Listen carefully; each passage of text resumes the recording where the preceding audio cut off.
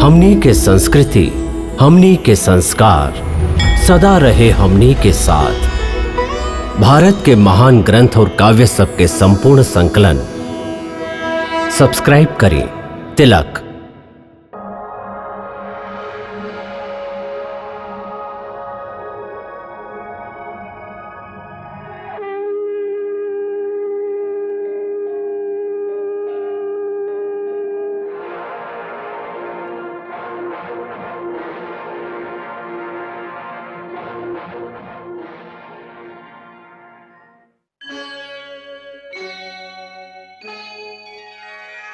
कृष्णा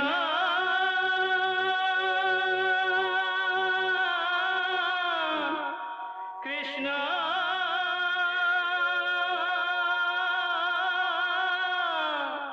हरे कृष्णा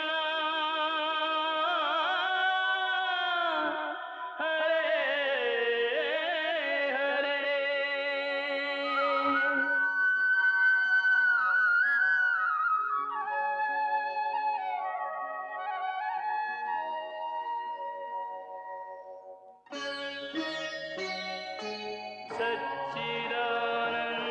सच्चिदानन्दरूपाय विश्वोत्पत्त्यादिहेतवे तापत्रयविनाशाय श्रीकृष्णाय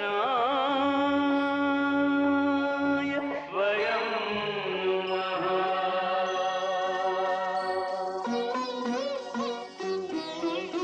श्रीकृष्ण गोविंद हरे मुरारे, हे नाथ नारायण वासुदेव। हरे कृष्ण राधे राधे कृष्ण कृष्ण कृष्ण हरे कृष्ण राधे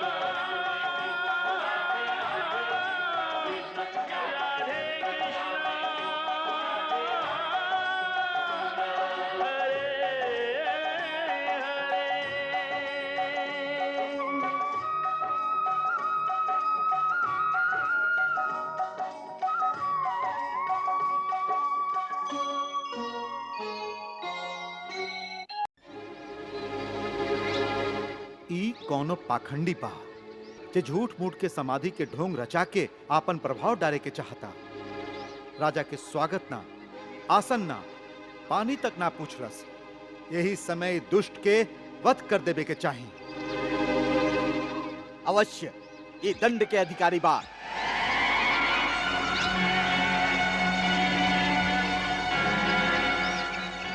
बाकी राजा पूर्व संस्कार के कारण अपना आप के ओ पाप से रोक लिहलन।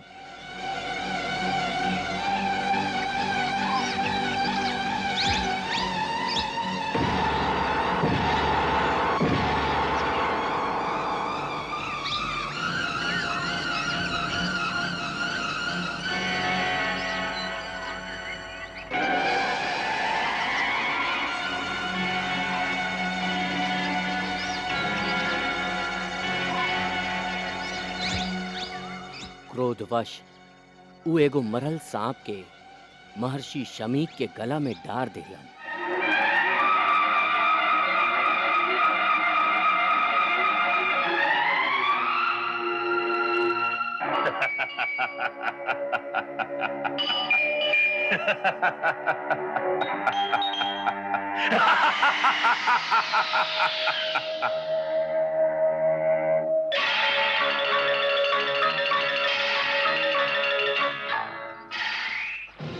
ऊ शमीक ऋषि के बेटा श्रृंगी बड़ा तेजस्वी बालक रहे।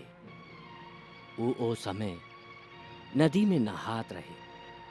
दूसर ऋषि कुमार उहमे जाके ओकरा सगरे बात बता दिलन कि किह तरह एगो राजा ओकर पिता के तिरस्कार कैले बाड़न।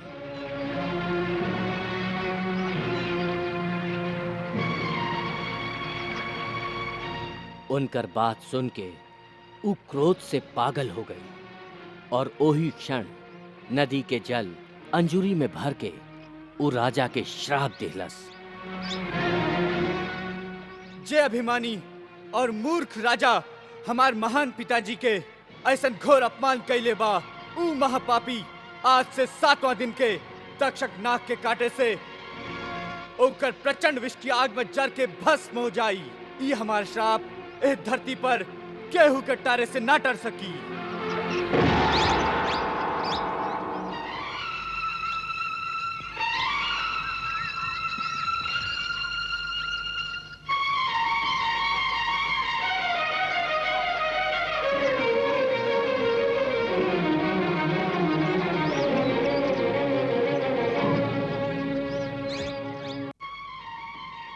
ई मजाक हमरा साथे के कैलस? गुरुदेव कौनो राजा आइल रहे। कोनो राजा? हाँ, कौनो घमंडी क्रूर और महापापी राजा ई दुष्कर्म कैले बा। बाकी ऊ एकर दंड जरूर भोगी। हम ओकरा के भयंकर श्राप दिले हई। श्राप? हाँ पिताजी, आपके जे अपमान करी ओह पाप के दंड जरूर पाई। तक्षक नाग के विष में जे भयंकर ज्वाला हो खेला, आज से 7वां दिन वही ज्वाला के लपट में ऊ पापी भस्म हो जाई। तू जानेला ऊ के रहन? ना, बिना जनले ही दंड दे दिला।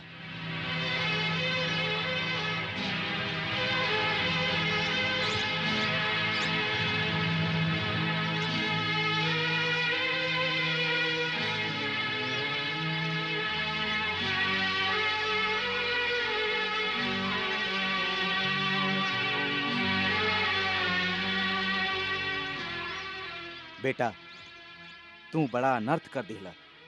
एगो बड़ा ही यशस्वी धर्मपरायण सम्राट के एगो छोट सा भूल खातिर इतना भयानक श्राप दे दिला। वो परम भक्त गाय और ब्राह्मण के रक्षा करे वाला, आपन प्रजा के संतान के लेखा पाले वाला ऐसन राजा बाड़न जिनकर सम्मान देवता भी करेलन। मूर्ख लइका, ऐसन राजा के ना रहे पर जे संसार में अनाचार फैली, वैदिक आर्य धर्म के लोप हो जाई, लोग वर्ण संकर हो जाई हैं। एक पाप में तोहार भी भाग गिनल जाई। तपस्या से शक्ति जरूर मिलेला, बाकी जे भगवान के भक्त होखेलन ऊ यह शक्ति के प्रयोग आपन बदला लेवे खातिर कबो ना करेलन। भक्त आपन अपमान, आक्षेप और मारपीट के बदला भी ना लेवेलन। तू तो एगो निर्दोष राजा पर प्रहार कैले बाड़ा, जेकर बुद्धि कुछ समय खातिर कलिकाल हर लिहले रहे। तू ही घोर अनर्थ कैले बाड़ा।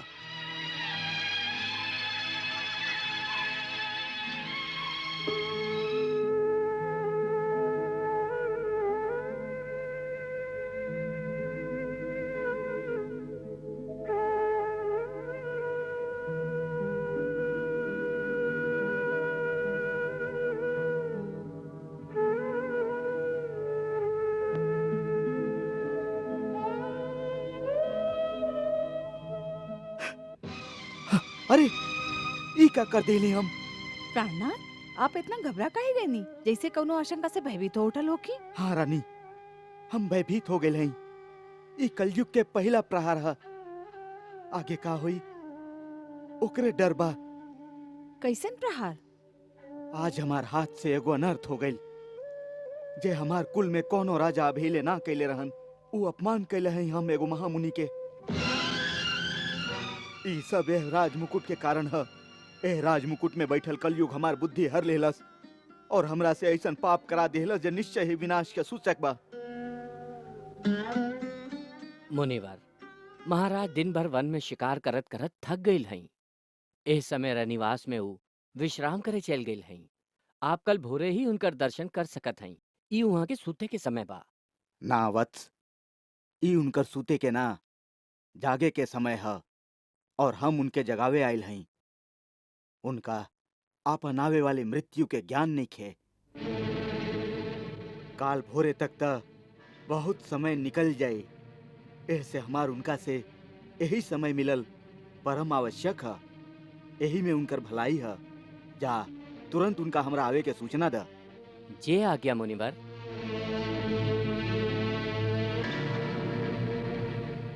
फिर का ई सोना के बोझ माथा से उतरल ह त पवित्र बुद्धि जागल ह। हम एकरा खातिर कड़ा दंड के अधिकारी हैं।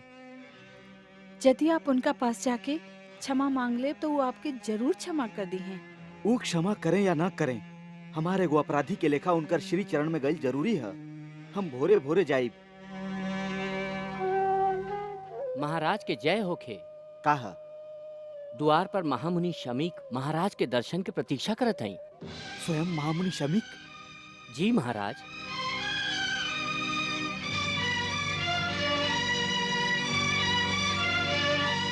का वो क्रोध में बाड़न?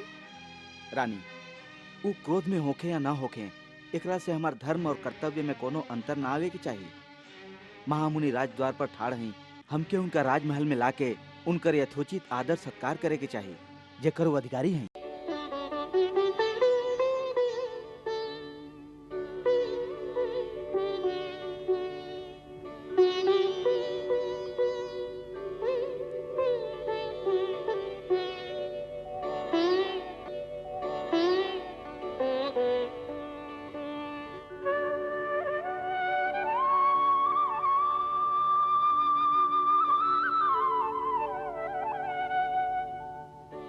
महाराज, आपके आगमन से राजमहल पवित्र हो गई।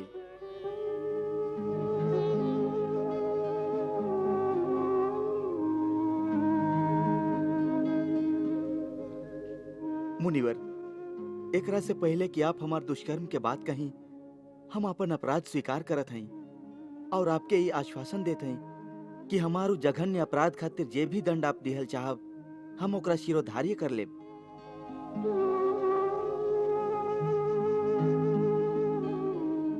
राजन, तू सचमुच में एगो महात्मा बाड़ा। हम अपन दिव्य दृष्टि से देख चुकल हई। जे कुछ भी भइल, उ तोहार राज मुकुट में बैठल कलयुग के प्रभाव के कारण भइल। एह में तोहार दोष ना रहल, दोष त समय के बा।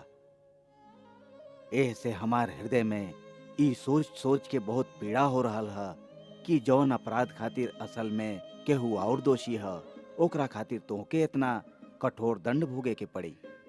प्रेरणा चाहे केकरो भी होके, बाकी दोष तो हमरे द्वारा भइल बा, ओकरा खातिर हमके दंड मिलल उचित ही हुई। ऐसे हे मुनिवर, आप हमके कठोर से कठोर दंड देवे में संकोच मत करी। ना राजन, हम तोहके कोनो दंड ना दिहल चाहिला, काहे कि हम तोहके दोषी मानते नहीं खी, तो दंड काहे देव। यहाँ तक कि हमार वश में होई तो लोक कल्याण खातिर वो दंड तोहरा बदले में हम स्वीकार कर लेती। कलयुग में प्रजा के तोहरा जैसन राजा फिर कहाँ मिली। तोहरा जैसन धर्मात्मा राजा के जीवन के रक्षा कई लोक कल्याण के काम है। बाकी का करी, हमार वश में कुछ न रहल। तोहार दंड निर्धारित हो चुकल है। प्रभु, ई दंड के निर्धारित कैले बा? हमार पुत्र ऋषि श्रृंग। ऊ जब मुनि लैकन के मुंह से ई सुनलस कि कोनो राजा ओकर पिता के गला में मरल सांप डाल के उनकर घोर अपमान कैले बा, तो वही क्षण क्रोध से पागल होके ऊ तोहके श्राप देले रहे कि आज से 7वां दिन तक्षक नाग के काटे से तोहार मृत्यु हो जाई। ना! रानी, रानी, इनका रनिवास में ले जा। जय आज्ञा।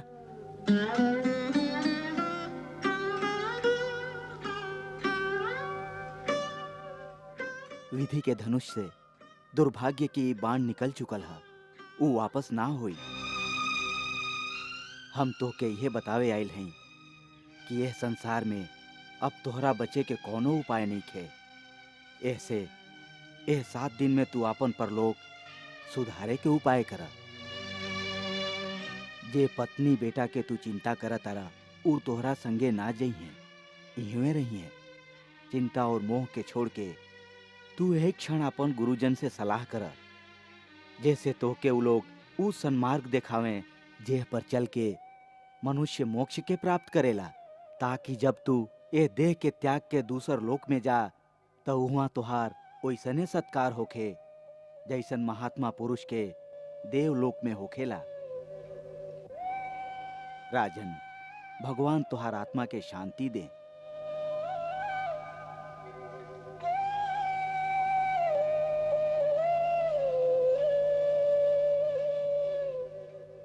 महाराज परीक्षित, एह तरह अचानक आधा रात के समय आवे के कारण सब कुशल त बाना?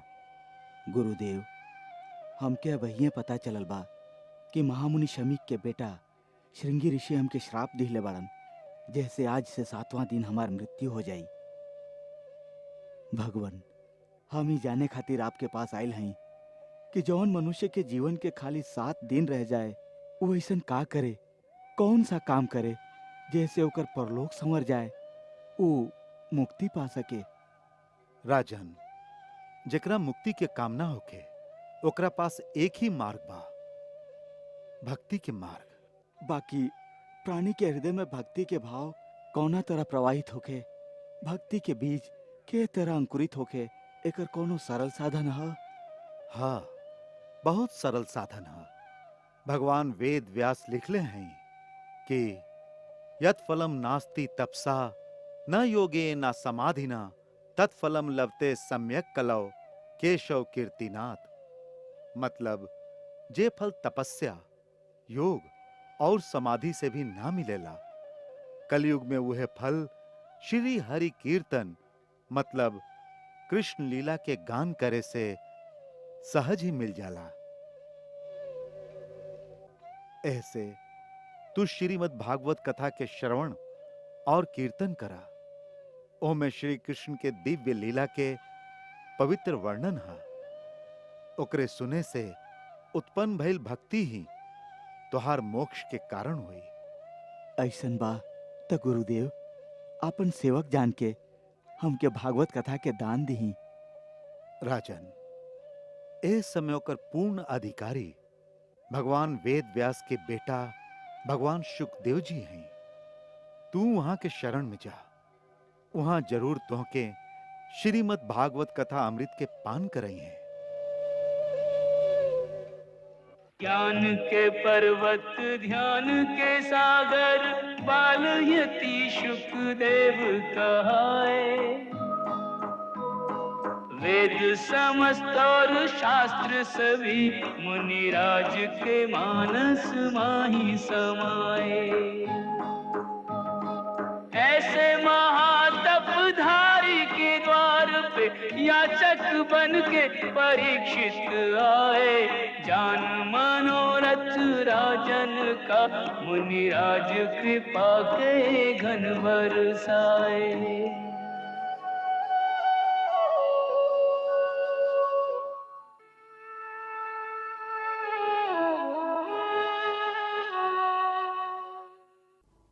हे ब्रह्म ऋषि, आप योगी लोग के परम गुरु हुई।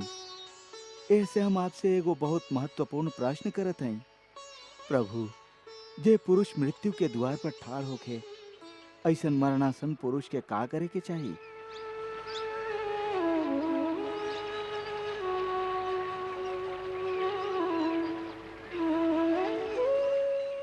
परीक्षित, ई प्रश्न जे आप कैले हैं, एकरा में लोकहित भी छुपल बा।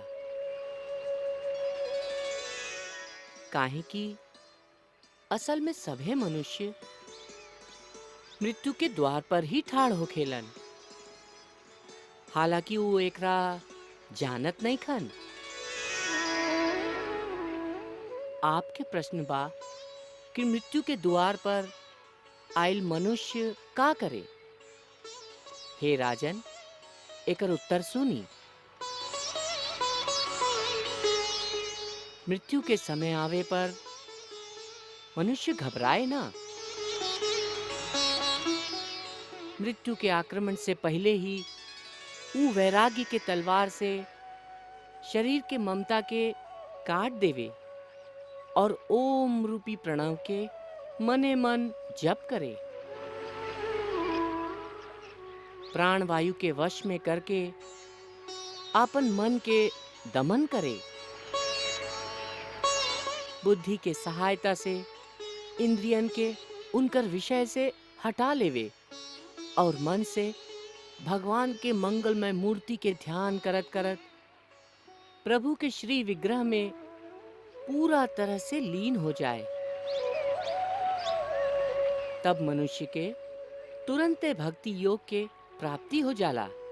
एह से शास्त्र कलयुग में सबसे आसान एक ही साधन बतैले है, भक्ति। एह से हे राजन, हम आपके भागवत पुराण के कथा सुनाई, जे भक्ति रस के ऐसन गंगा बा कि जे प्राणी एक बार ओकरा में स्नान कर लेवेला, ऊ फिर भक्ति रस के ओह नदी से बाहर निकलल ही ना चाहेला, ओकरे में डूब जाला। उहे ओकर मोक्ष है। आप भगवान के परम भक्त बड़ा। एह से हम आपके उहे भागवत के कथा सुनाए, जेह में श्री कृष्ण के सगुण लीला के वर्णन बा। आपके अंत समय में कृष्ण लीलामृत के सेवन ही सहायक होई। द्वापर के अंत में ऐसन समय आई जब धरती पर बहुत सा आसुरी शक्ति एकत्रित हो गई रहे। ओ समय लाखों लाख दैत्यन के दल घमंडी राजा के रूप धारण करके आपन भार से पृथ्वी के आक्रांत कैले रहन। ओकरा में सबसे शक्तिशाली दैत्य मथुरा के राजकुमार कंस रहे, जे धर्म के नाश करे पर तुलल रहे।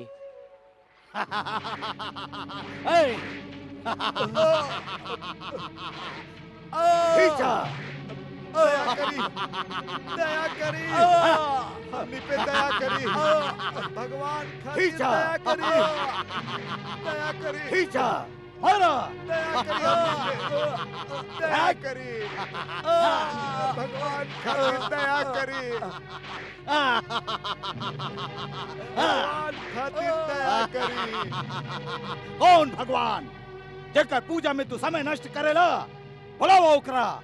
यहाँ के भगवान कंस है, वह सुखी रही जे कंस के पूजा करी। उस सभे अत्याचार से पीड़ित होके माई पृथ्वी, इंद्र, नारद, बृहस्पति और अन्य देवता सहायता खातिर ब्रह्मा जी के पास गईलन। ब्रह्मा जी उनका आश्वासन दिलन कि कंस आदि असुरन के नाश करे खातिर धरती पर भगवान के अवतार लेवे के समय आ गई है। वहाँ ई भी कहली कि ए बार भगवान श्री कृष्ण स्वयं धरती पर आवे के निश्चय कैले हैं। परीक्षित, भाग्य के विडंबना तो देखा, जे कंस के विनाश करे खातिर भगवान स्वयं अवतार लेवे के वचन दिले, उहे कंस ई ना जानत रहे कि भगवान कृष्ण ओकरे बहन देवकी के गर्भ से जन्म ली हैं। ऐसे समय आवे पर कंस अपन बहन देवकी के बियाह एगो यदुवंशी राजकुमार वसुदेव के संगे बड़ा धूमधाम से कैलस।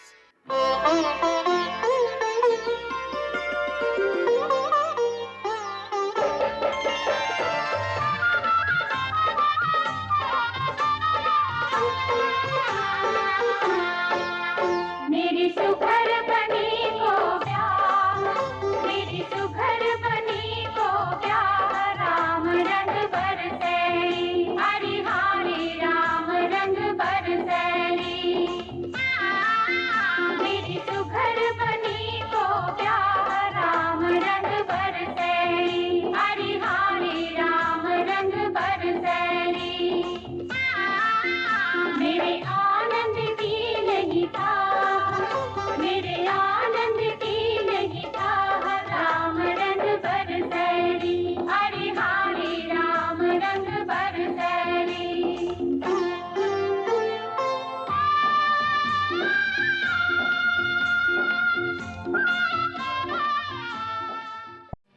उस सभे अत्याचार से पीड़ित होके माई पृथ्वी, इंद्र, नारद, बृहस्पति और अन्य देवता सहायता खातिर ब्रह्मा जी के पास गईलन। ब्रह्मा जी उनका आश्वासन दिलन कि कंस आदि असुरन के नाश करे खातिर धरती पर भगवान के अवतार लेवे के समय आ गई है। वहाँ ई भी कहली कि ए बार भगवान श्री कृष्ण स्वयं धरती पर आवे के निश्चय कैले हैं। परीक्षित, भाग्य के विडंबना तो देखा, जे कंस के विनाश करे खातिर भगवान स्वयं अवतार लेवे के वचन दिले, उहे कंस ई ना जानत रहे कि भगवान कृष्ण ओकरे बहिन देवकी के गर्भ से जन्म ली हैं। ऐसे समय आवे पर कंस अपन बहन देवकी के बियाह एगो यदुवंशी राजकुमार वसुदेव के संगे बड़ा धूमधाम से कैलस।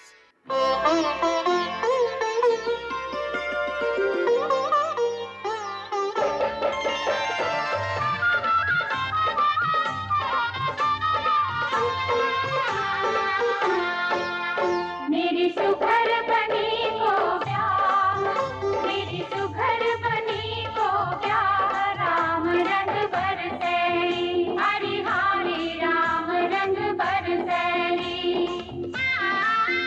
मेरी सुघर बनी को ब्याह, राम रंग बरसैली, हरि हरि राम रंग बरसैली। मेरे आनंद की नहीं था, मेरे आनंद की नहीं था, राम रंग बरसैली, हरि हरि राम रंग बरसैली।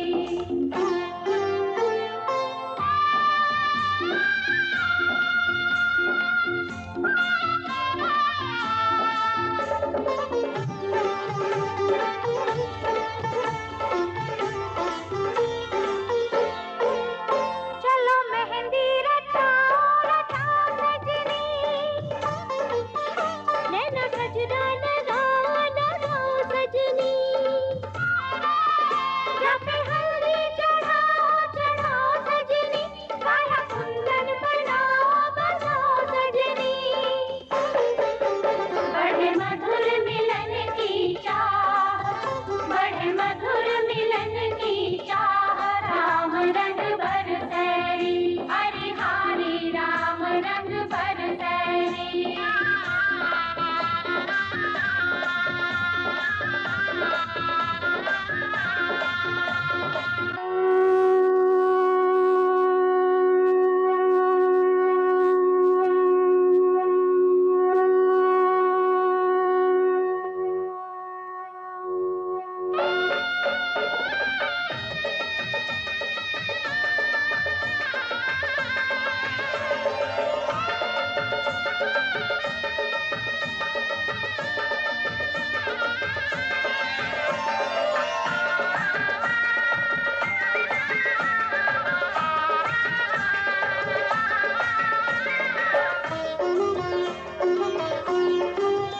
सखी धन धन भाग हमारे, बराती द्वारे पधारे, बराती द्वारे पधारे।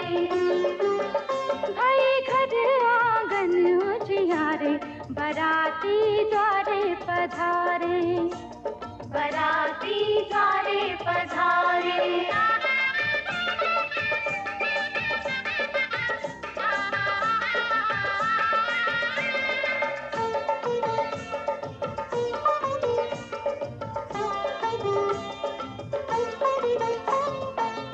हम स्वागत में नैन बिछाए, इस अवसर पर बलि बलि जाए, इस अवसर पर बलि बलि जाए। मुख देखे फूले न समाए, आए चंदा के संग तारे, बराती द्वारे पधारे, बराती द्वारे पधारे।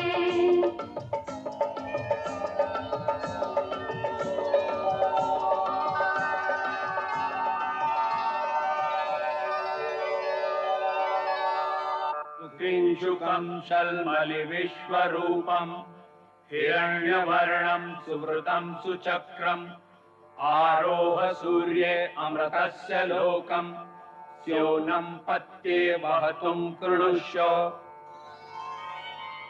अन्तरिक्षरारिजवसन्तु पन्था, ये भी सखायो यन्ति नो वरेण्यं, समर्यमासं भगो निनीयात्, संजासपत्यं स्वयमस्तु देवाः।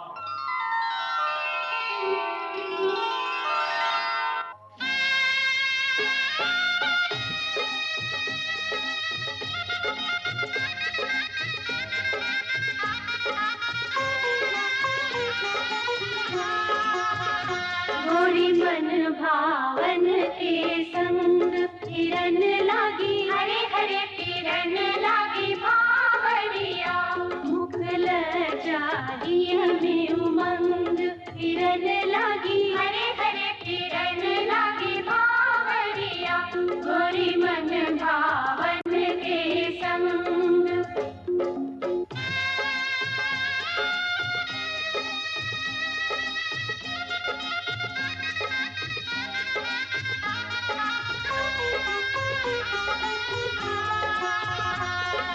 मोद मनावे सखिया गावे हिलमिल मंगलाचार मोद मनावे सखिया गावे हिलमिल मंगलाचार मन ही मन सब इस जोड़ी को देख आशीष हजार किरण लागी हरे हरे किरण लागी भावरिया गोरी मन भावन के संग किरण लागी हरे हरे किरण लागी भावरिया गोरी मन भावन के संग।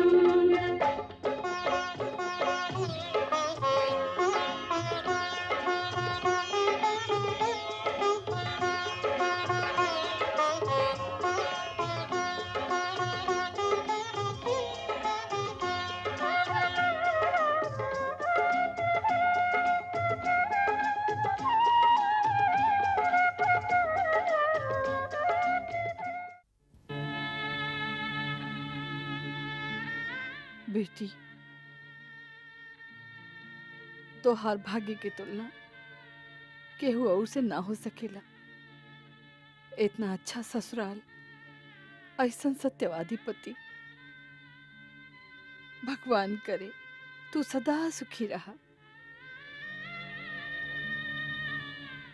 ना बेटी, ऐसा शुभ अवसर पर रोवल ना जाला बेटी। माई, का बात बा बेटी? कुछ कहल चाहता रो? माई, मालूम ना काहे मन में एगो भय लग रहल ह। ऐसन लागता जैसे कौनो अशुभ होके जा रहल ह। कौनो घटना घटे वाला ह। माई हमके भय लग रहल ह। हमके भी ऐसा नहीं लग रहा काकी। हाँ काकी, हमके भी ऐसा नहीं लग रहा। हमार मन में भी ना जाने का है एगो अनजान सा डर सता रहा है, जैसे कोनो अनहोनी होके वाला होके। बड़ा भाई होके एकरा ढाढ़स बनावे की जगह तू एकरा और भी भयभीत करत तारा। तोहरा जैसन योद्धा के तो भाई के नाम भी ना लेवे के चाही बेटा। आप ठीक कहते हैं काकी। बाकी मोह के बंधन ऐसा होखेला जे बड़ से बड़ सुरमा लोग के मन के भी विचलित कर देला। आप तो जानत हैं कि देवकी पर हमार सबसे ज्यादा मोह बा। एकरा हम कबो चचेरी बहन ना समझ ली, हमेशा अपन सगी बहन के लेखा ही मल्ले हैं। ऐसे एकरा विदा करत समय ई जे कोनो अनहोनी के आशंका मन में बार बार उठ रहल है, एकरा से हमके चिंता होए लगल बा। कहीं देवकी के कोनो अहित ना होखे वाला बा। हाँ, वैसे तो एकर ससुराल के अच्छा तरह से देखभाल करके ही बियाह भइल है। कुमार वसुदेव में भी कोनो अवगुण ना देखाला। यदि फिर भी ससुराल में तो के कोनो कष्ट होके केहू वहां तो के व्यवहार से, बात से या कोनो और तरह से दुख देवे के कोशिश करे तो उनका कह दिया कि तू महाबली कंस के बहन हो। कोनो टेढ़ा आंख तोरा ओरे उठी तो वो आंख निकाल दे। कोनो हाथ तो के पीड़ा देवे खातिर उठी तो वो हाथ हम काट दे। तो के यही बात के ढाढ़स बंधावे आइल हैं कि तोहार ससुराल में केहू के साहस ना हो सकेला कि तोहरा ओरी टेढ़ा आंख करके भी देखस। तू कंस के बहन हो, ये हमेशा याद रखी है। बस यह कह के रहे हमके।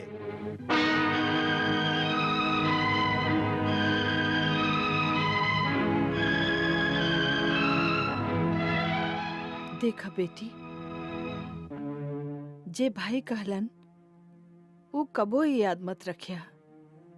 ऐसे ना तू सुखी रहबू, ना तोहार ससुराल सुखी होई, ना ही कबो तोहार घर बसी। ससुराल में जइहा त नैहर के भूला जइहा, काहे कि अब उहे तोहार घर बा। ओ घर में तोहरा जाए से सुख के वृद्धि होखे, इहे तोहार जीवन के उद्देश्य होके के चाही। ओहवा यदि केहू तोहरा विपरीत भी होखे, तोहार अहित चाहत होखे, तो ओकरा भाई के जोर से ना, आपन सेवा और स्नेह के जोर से आपन वश में कर लिहा। सेवा और स्नेह इहे नारी जीवन के मूल आदर्श बा। जे नारी आदर्श के ए जोड़ी पर ठाड़ होखेली, उहे घर में सबसे ऊंच दिखाई देबेली और ओकरे उहाँ पूजा भी होखेला। बेटी, हमारी ई विदा के वचन भुला मत जइहा। इनका माला बना के आपन गला में डाल ला बेटी। वचन विदा के मत जइयो रे, भुला के माला इनकी बना के लाड़ो ही से लगाए रखियो। ओ वचन विदा के मत जइयो रे, भुला के माला इनकी बना के लाड़ो ही से लगाए रखियो।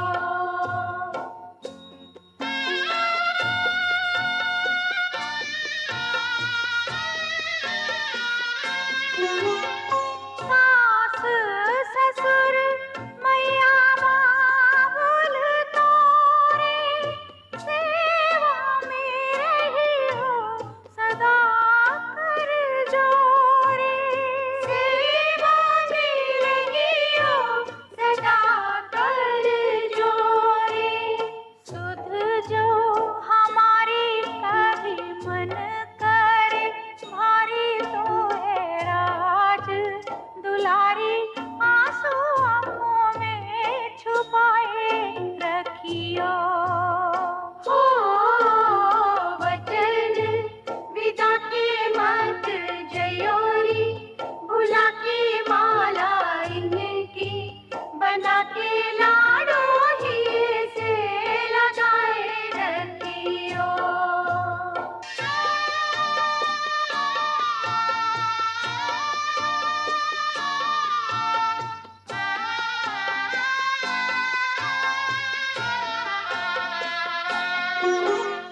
वहाँ किसी बात पे हट मत कीजो, मेरे का मान यहीं तज दीजो।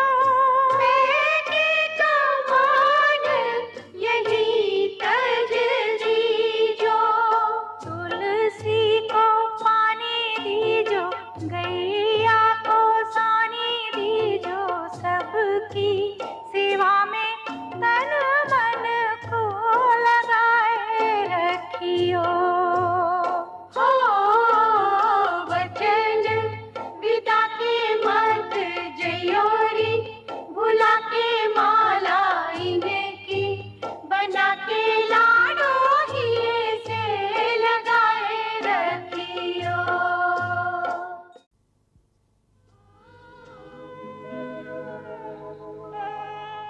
आयुष्मान होखा।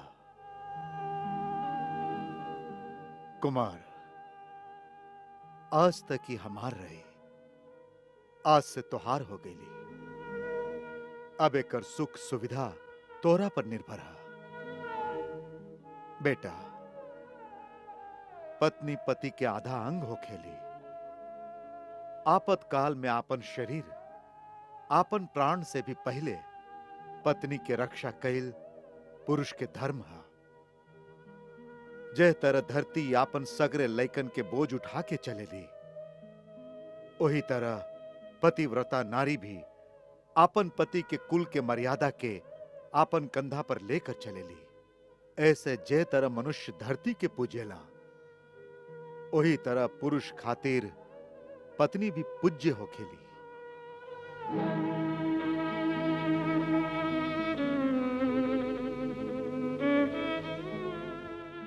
सदा सुखी रहा। कुमार वसुदेव, देव की हमार सबसे प्यारी बहन बड़ी, हमके खाली इतना विश्वास दिया हुआ कि तोहार घर में ओकरा केहू दुख ना पहुंचाई।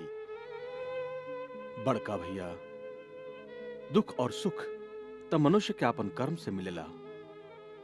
बाकी हम आपके ये वचन दे सकत हैं कि हमरा कारण देवी देवकी के कबो कोनो कष्ट ना होई। कुमार, तू सत्यवादी बाड़ा, ऐसे तोहार वचन पर हम विश्वास करत हैं।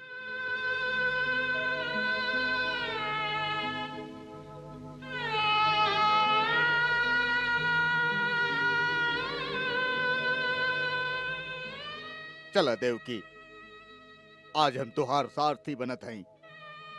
तुहार रथ चला के तोके कुमार के महल तक छोड़ आवत हई। चला बहन।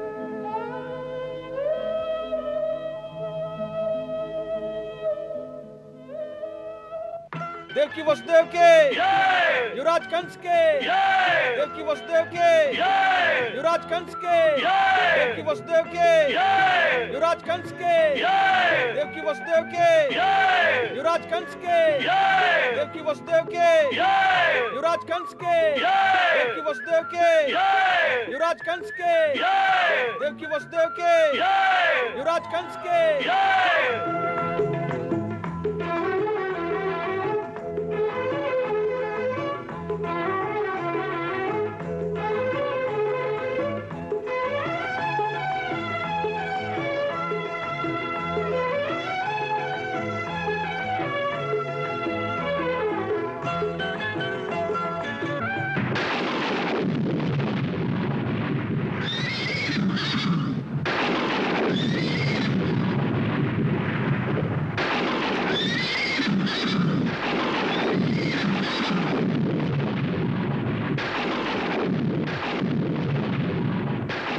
बिन बादल बिजली।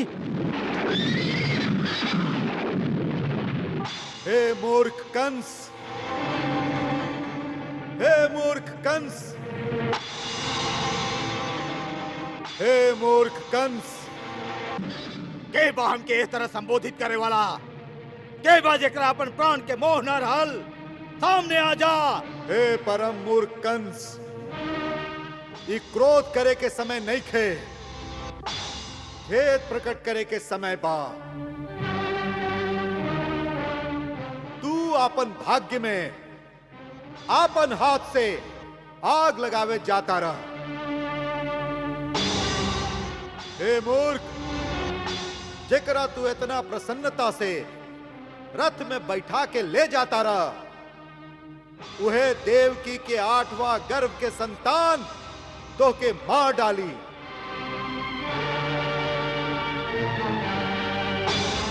एकर 8वां गर्भ तोहार काल होई, तोहार काल होई, तो के मार डाली। तोहार काल होई, तो के मार डाली। तोहार काल होई,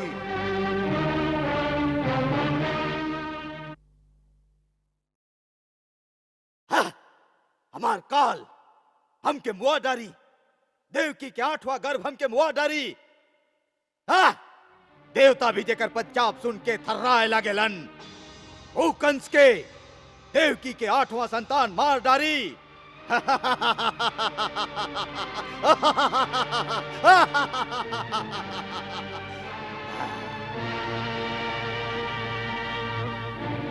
हम आपन मृत्यु के मूल कारण के ही खत्म कर दे।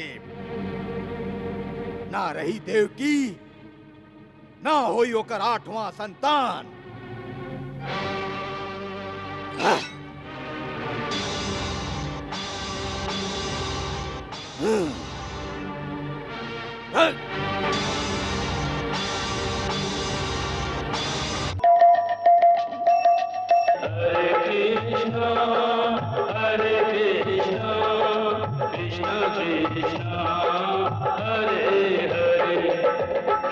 कृष्णचरितं गुणानुवादं तत्प्रेरणा अहं करोमि।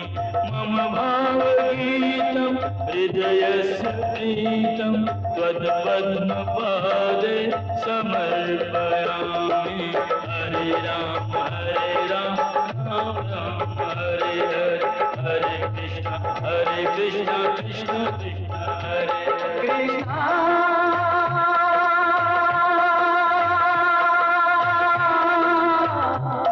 कृष्ण